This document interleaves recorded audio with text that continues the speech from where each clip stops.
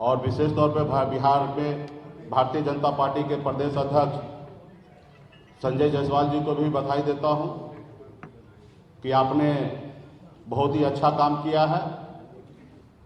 लेकिन मैंने कल उनका प्रेस कॉन्फ्रेंस सुना, उन्होंने बहुत ही जो बात उनको नहीं बोलना था उन्होंने बोला, बहुत झूठ बोला, जबकि वो न 3 में थे न 13 में थे।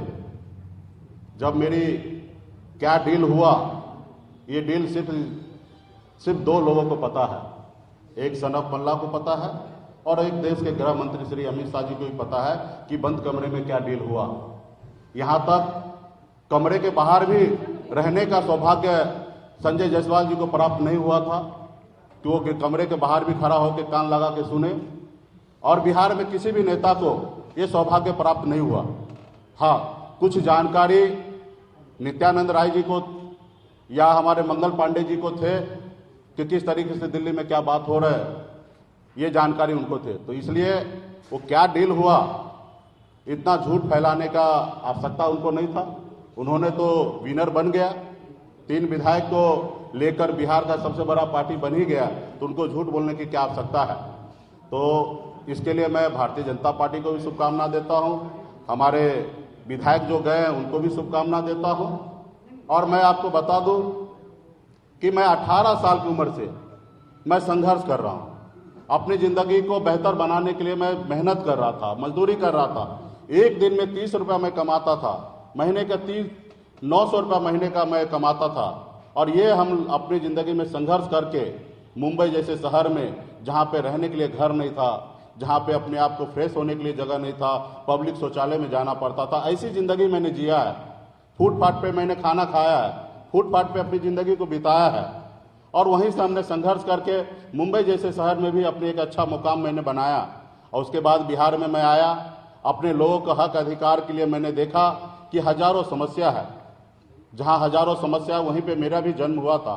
लेकिन मैंने सोचा कि हमारे अपने लोगों के लिए बेहतर कुछ करे, और मैंने मुंबई के ऐशोआराम की जिंदगी को छोड़कर बिहार में आया। आपने देखा कि कितना मैंने संघर्ष किया, कितनी मैंने लड़ाई लड़ा, लाठी डंडा खाया, 7 दिन तक अनशन पे बैठा।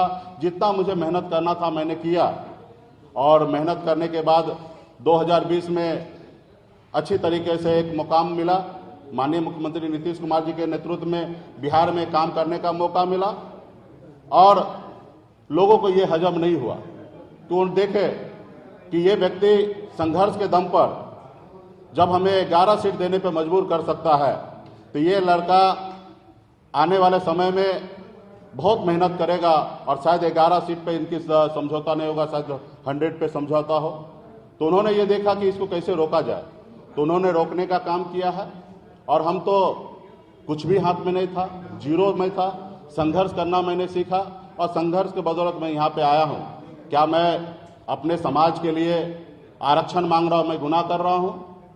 क्या मैं अति पिछड़ा समाज को हक अधिकार दिलाना चाहता हूं? जितने उनकी संख्या है उतने मैं उनको आरक्षण दिलाना चाहता हूं, मैं क्या गुनाह कर रहा हूं?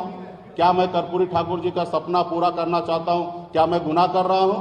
क्या मैं चाह रहा हूं कि देश में जातिगत जनगणना हो, उसके लिए मैं क्या गुनाह कर रहा हूं? तो मैं हर चीज में मुखर के अपनी बात को रखता था, मैं अपने काम को कर रहा था। लेकिन लोगों को लगा कि ये बड़ा हीरो हो जाएगा, काम करेंगे।